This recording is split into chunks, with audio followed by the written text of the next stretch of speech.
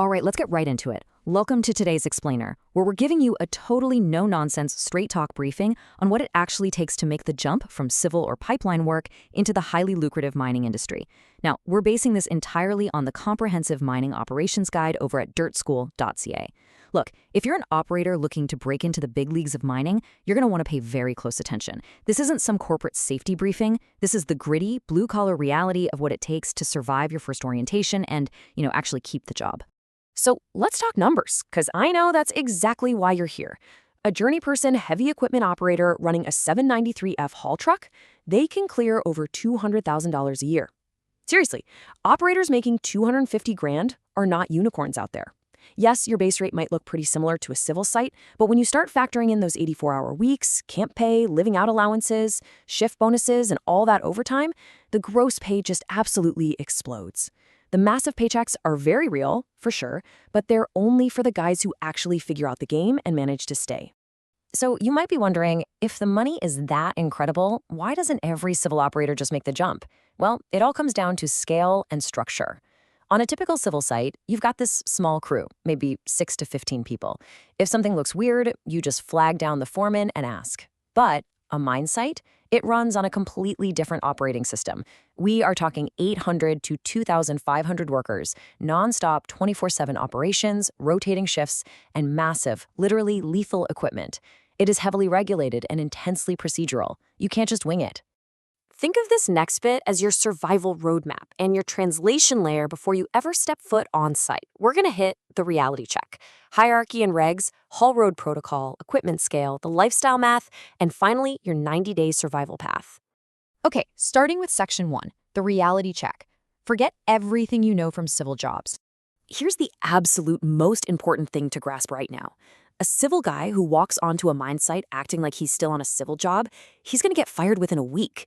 You cannot just figure it out as you go. On a mine site, every single strict procedure, every radio call, every speed limit, it exists because someone died doing exactly what you might be tempted to do just to save 5 minutes. The rules are literally written in blood. Actually, let me put it this way.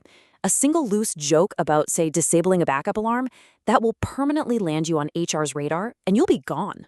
The dirtschool.ca guide hits the nail on the head here. The number one mistake rookies make is treating the mine like a civil site. You might ask, hey, why can't I just drive my pickup over there? Why do I need to stop for this guy? The answer is basic physics. A 400-ton haul truck simply cannot see you, and it definitely cannot stop for you. It takes up to 300 meters for a fully loaded truck to come to a stop, and their blind spots are the size of school buses. No way you survive that if you're in the wrong spot. Moving right along to Section 2, hierarchy and regs. You gotta respect the chain of command. So, mine sites are structured way more like the military than your standard construction spread. Your direct supervisor is your pit foreman. End of story. You call them on the radio for equipment issues or updates. You absolutely do not skip levels to go talk to the operations super or the mine manager. Mine sites, believe it or not, are incredibly small worlds. If you go over your foreman's head, you are going to mark yourself as a troublemaker permanently. Just keep it brief, factual, and strictly follow the chain. And building right on top of that structure is the regulatory framework. In civil work, yeah, you have safety roles, but in mining, you answer to massive federal and provincial bodies like MSHA down in the US or the Provincial Mines Acts in Canada. This is exactly why your mine orientation takes 2 to 5 full days of sitting in a classroom and why you sign endless mountains of paperwork. It's a rigid legal liability framework. When you sign a pre-op checklist before your shift, you are signing a legal document that can and absolutely will be used against you if you cause an incident. All right, Section 3, haul road protocol. This is absolutely crucial to your survival. The haul road is where the highest risk of fatality exists on site. Mastering it is without a doubt your most important skill. So here are the non-negotiable rules. 1, you must always give right of way to loaded haul trucks. Always. 2, you stay on the heavy side or the inside lane if you're loaded and the outside if you're empty. 3, you have to announce your presence at blind crests. And 4, never, under any circumstances, do you park your vehicle on a haul road. Like I said earlier, one mistake here doesn't just get you fired, it gets you crushed. Now, navigating those roads safely requires absolute radio discipline. Shared channels demand brevity because sloppy radio work gets people hurt. Rule 1, call sign first. Never just key the mic and start talking. Rule 2, keep it under 10 seconds. Just deliver the operational facts. Rule 3, say copy to confirm you understood an instruction. It's a tool, not a place for idle chatter. In fact, this is the exact phraseology expected of you. Shovel 14, this is truck 47. Approaching your position from north ramp. Over. Boom. That's it. Target first, your unit second, and then the facts. No nicknames, no first names, no hey buddy. The dirtschool.ca guide emphasizes this heavily because failing at your radio protocol immediately marks you as an amateur to everyone listening on that channel. Next up, Section 4, Equipment Scale. Get ready for some massive machines.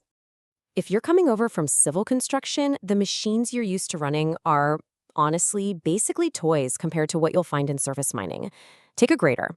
A standard civil grader maintains normal roads, right? But a mining grader, you're looking at something like a Cat 24M. That beast has an 8-meter blade and weighs 62 tons. And the haul trucks? We're talking about machines like the Cat 797F that hold 400 tons of material and run on 4,000 horsepower engines. Understanding how these massive machines operate, their turn radius, and those intense blind spots is just vital. Section 5, the lifestyle math. Let's break down why it actually pays so well. The primary reason everyone chases these jobs is the lifestyle math. The dirtschool.ca guide outlines 5 main categories you can get into: oil sands, hard rock, aggregate, coal, and uranium or potash. But look, the big money isn't just about the hourly base rate, which generally runs from $32 to $75 an hour. It's all about the rotation. Working 14 days on, 14 days off, dealing with night shifts, camp life fatigue, the isolation, that's the lifestyle cost you pay. But those 84-hour weeks combined with overtime, shift bonuses, and LOA, that is exactly how you hit that $200K gross. It's tough, but it pays. Finally, Section 6, the 90-day survival path, how to actually stick around. Knowing the rules is great and all, but you actually need to land the job first and survive your probationary period. You aren't just walking onto a mine site with a resume in hand. Depending on where you operate, you need specific tickets to make yourself hireable. We're talking Common Core, MSH certifications if you're in the US, WHMIS, First Aid, H2S Alive, and Ground Disturbance. These are your absolute baseline requirements before you even get to sit in the orientation room. This is why having a playbook is vital.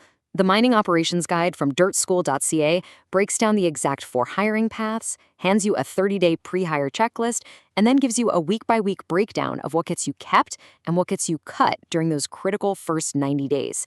It really helps you understand exactly what the dispatchers and the foremen are looking for when they evaluate a new hire. So let's wrap this up. The mining money, it is incredibly real. But only the disciplined operators, the ones who follow the rules, respect the danger, and adapt to this completely different operating system are going to last out there. So the big question I'll leave you with is this. Are you ready to adapt, or are you just going to be another civil operator who washes out in a week?